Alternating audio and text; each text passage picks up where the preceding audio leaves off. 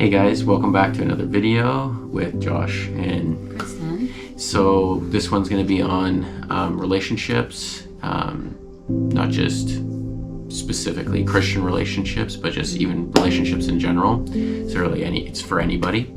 But yeah, I guess the question just is, do you think that love is enough, or your relationship with God is enough in your relationship, or even just love for each other? Is that enough to sustain you for years in your marriage, or is there something else that what do you think? Well, I definitely think that God should be the main thing that you're looking for to sustain you in your relationship. But I've seen where people put that as, okay, that's the one and only thing I need to look for. I know there is also other things you need to look for. Like, are you, without using the word compatible, are you aligned in your morals? Are you sharing interests, even if it's not like every single thing is checked off that you agree on? Do you communicate well together? That's a big one. Do you communicate well? What are your love languages? What are your apology languages? We talked about that. I think those are the other things outside of making sure that Christ is at the center and you both share the same faith. But yeah, there's other elements involved, I would say. Yeah, and I'm also wondering too, like if you've got a really strong prayer life with your partner, does that translate to having a great relationship outside of that, like just on the day-to-day things? What do you think? I don't think automatically like good prayer life equals great relationship. Yes, in some cases, but there are times when you need to pray because you're not in a good place in your relationship, and that's what's making your prayer life stronger, because you want your relationship to grow and to be more solid and have a good foundation, so you turn to prayer. I know it can work both ways, but I don't think it automatically means, yes, everything's going to be great, sunshines, rainbows, everything's just perfect. But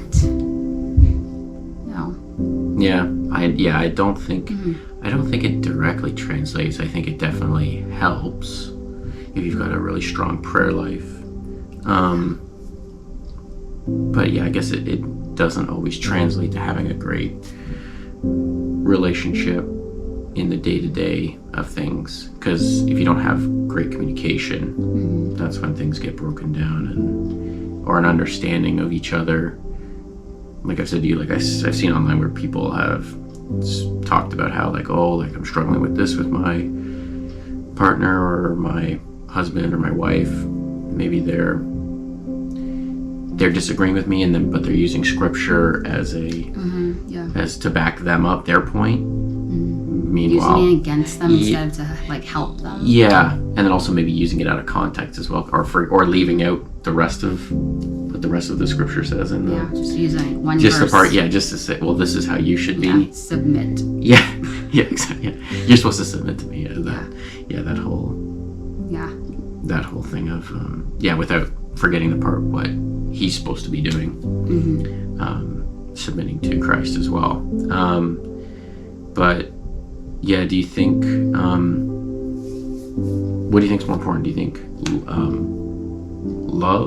loving each other, or the ability to love each other's differences? Isn't that kind of one and the same? No, just loving each other. Like, can you just, if you just I love you, I love who you are. Maybe I get frustrated with the different things that you do versus what I do, but I still love you. But I guess loving each other's differences is I love that you're different in this way from me. Okay. You know what I mean? It's almost like one is just accepting who you are, and the other one is kind of loving that you're different. Appreciative. of Yeah. like, okay. You Want know. to answer it first? Yeah, sure. Yeah. I think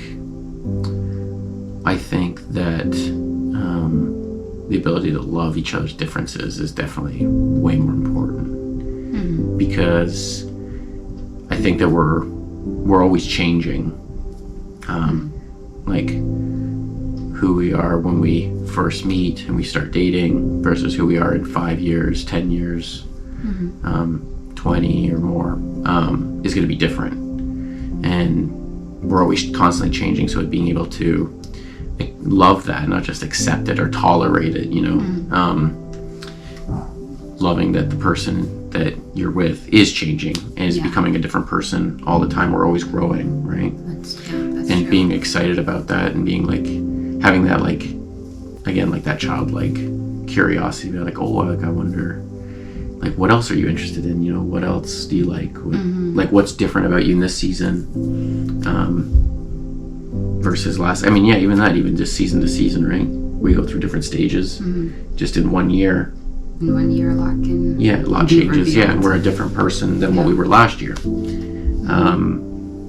Just going through different things, and I guess loving that you are changing, you are a different person. You're not always going to stay the same. I think that's also where relationships get broken down too. Like, because they always say, I don't know if you've heard that, guys marry their wives hoping that they'll stay the same, and women marry their husbands hoping they'll change. Yeah, I can see that being said. So to answer your question, Yeah. I do think. Okay, so Love or loving differences. I really don't think it's one or the other. Okay, But that's your answer. it's, you have to start with love. Like, do you love the person? Start with that first. And if you don't love their differences at that time, I do believe you'll grow to love them, because love grows over time. And the more you're with a person, the more you get to know them and understand them, and you become more tolerable of certain things, like the good differences and the not so great differences that you might butt heads on. But like I've told you, like, we gotta choose our battles. Like, differences are not necessarily a negative. Yeah. So No. I feel like, I don't know if that was a clear answer, but No, I mean, yeah, you say, yeah, you Both. think both, yeah. But yeah, that makes sense. maybe the, I guess, more general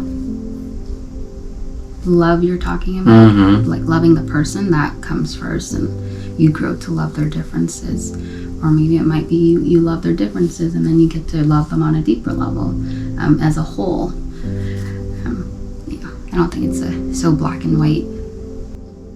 And then, I guess, going back to faith, it's like, I don't know, maybe praying and asking God to help equip you to love the person in this new season or in this new stage of their life. And Just looking at Jesus's life in the Bible, how he loved others, that's such a beautiful and perfect definition and example that we can really, really heed and just apply to our lives. Definitely. Yeah, okay. Well, thanks for watching this one, guys. And Thanks for watching. we'll see you in the next one. Don't forget to like, comment, subscribe.